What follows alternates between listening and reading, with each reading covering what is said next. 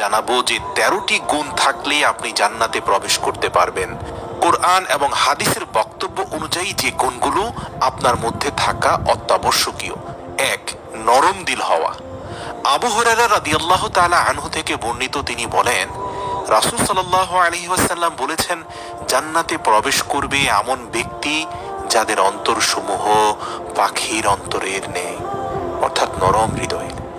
মুসলিম শরীফ হাদিস নম্বর 2840। 2 নম্বর হচ্ছে দুর্বল অসহায় হওয়া। হারিসা ইবনে ওয়াহাব রাদিয়াল্লাহু তাআলা আনহু বলেন, নবী করিম সাল্লাল্লাহু আলাইহি ওয়াসাল্লাম বলেছেন, আমি কি তোমাদেরকে জান্নাতি লোকদের গুণাবলীর কথা বলবো না? সাহাবাগণ বললেন, হ্যাঁ ইয়া রাসূলুল্লাহ, বলুন। তিনি বললেন, প্রত্যেক দুর্বল লোকই জান্নাতি লোক। হ্যাঁ, কিন্তু সে যদি কোনো বিষয় আল্লাহর কাছে কসম করে তাহলে আল্লাহ তার কসম পূর্ণ করবেন। অতঃপর তিনি বলেন, আমি কি তোমাদেরকে জাহান্নামী লোকদের কথা বলবো না? সাহাবারা বললেন, হ্যাঁ রাসূলুল্লাহ, বলুন। তিনি বললেন, প্রত্যেক ঝগড়াকারী, দুশ্চরিত্র এবং অহংকারী ব্যক্তি জাহান্নামী। সহিহ মুসলিম হাদিস নম্বর 2853। 3 নম্বর হচ্ছে নম্র, ভদ্র ও গ্রহণযোগ্য ব্যক্তি জান্নাতে প্রবেশ করবে। ইবনে মাসউদ রাদিয়াল্লাহু তাআলা আনহু হতে বর্ণিত, রাসূল সাল্লাল্লাহু আলাইহি ওয়াসাল্লাম বলেছেন, প্রত্যেক নরম দিল, ভদ্র এবং মানুষের সাথে মিশুক লোকদের জন্য জাহান্নাম হারাম। যাদের জন্য জাহান্নাম হারাম তারা অবশ্যই জান্নাতে প্রবেশ করবে।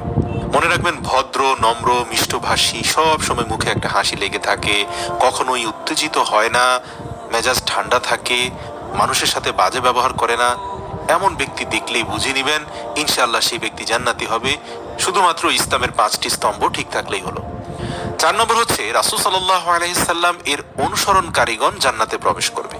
আবু হুরায়রা রাদিয়াল্লাহু তাআলা আনহু হতে বর্ণিত, রাসূল সাল্লাল্লাহু আলাইহি ওয়াসাল্লাম বলেছেন, আমার সমস্ত উম্মত জান্নাতে যাবে, তবে ওই সমস্ত লোক ব্যতীত যারা অস্বীকার করে। সাহাবাগণ বললেন, ইয়া রাসূলুল্লাহ, কে অস্বীকার করে? তখন তিনি বললেন, যে আমার অনুসরণ করে সে জান্নাতে যাবে, আর যে ব্যক্তি নাফরমানি করে সে অস্বীকার করে। 5 নম্বর হচ্ছে দৈনিক 12 রাকাত সালাত আদায়কারী। রাসূল সাল্লাল্লাহু আলাইহি সাল্লাম এর স্ত্রী উম্মে হাবিবা রাদিয়াল্লাহু তাআলা আনহা থেকে বর্ণিত, রাসূল সাল্লাল্লাহু আলাইহি সাল্লাম তার সেই স্ত্রীকে বলেন, আল্লাহর সন্তুষ্টির উদ্দেশ্যে যে ব্যক্তি ফরজ সালাত ব্যতীত 12 রাকাত নফল নামাজ আদায় করবে, আল্লাহ তার জন্য জান্নাতে একটি ঘর নির্মাণ করবেন। সুবহানাল্লাহ। 6 হচ্ছে আত্মীয়তার সম্পর্ক রক্ষাকারী ব্যক্তি জান্নাতে প্রবেশ করবে। আবু আইয়ুব রাদিয়াল্লাহু তাআলা আনহু হতে বর্ণিত, এক ব্যক্তি রাসূল সাল্লাল্লাহু আলাইহি সাল্লামের নিকট এসে বলল, হে আল্লাহর রাসূল, আমাকে এমন কোন আমলের কথা বলুন যা আমাকে জান্নাতের নিকটবর্তী এবং জাহান্নাম থেকে দূরে রাখবে।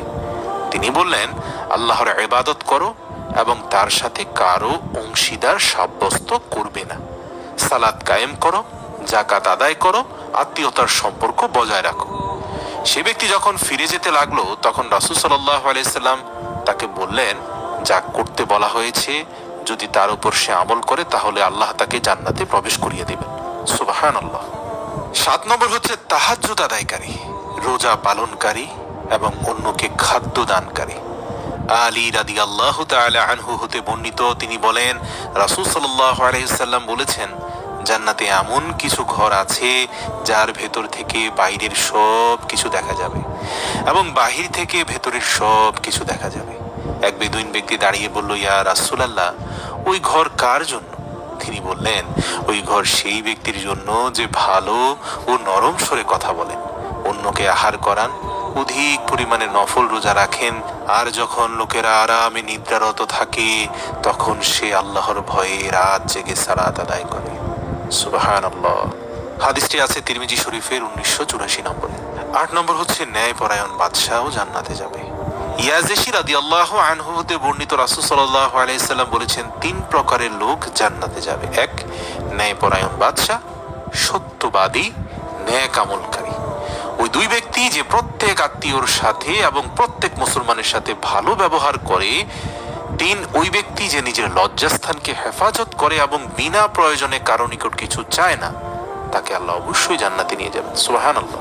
সহিহ মুসলিম হাদিস নম্বর 265। 9 নম্বর হচ্ছে আল্লাহ ও আল্লাহর রাসূল এবং দ্বীনের প্রতি সন্তুষ্টি জ্ঞাপন করবে।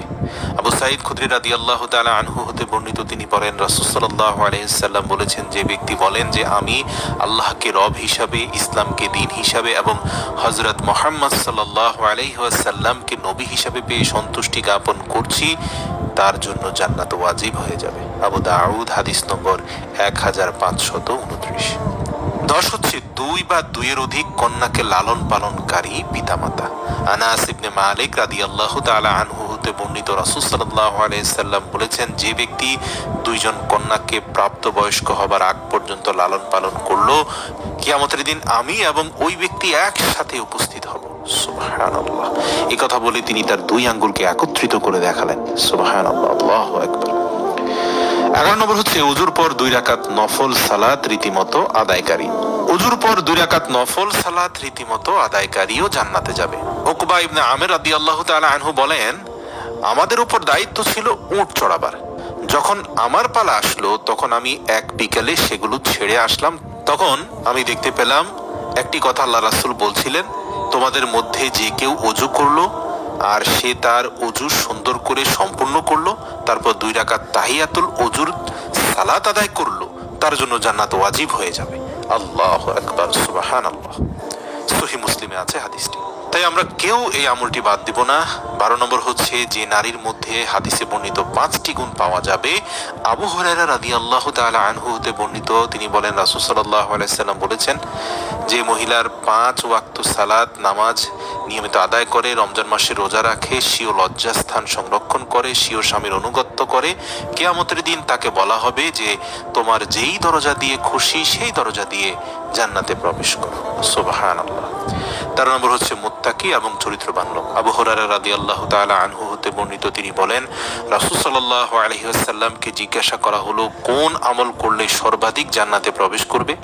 তিনি বললেন তাকওয়া, অর্থাৎ আল্লাহ ভীতি এবং উত্তম চরিত্র। মহান আল্লাহ তাআলা আমাদের উপরের প্রত্যেকটি আমলের উপরে পাবন্দি করার তৌফিক দান করুক।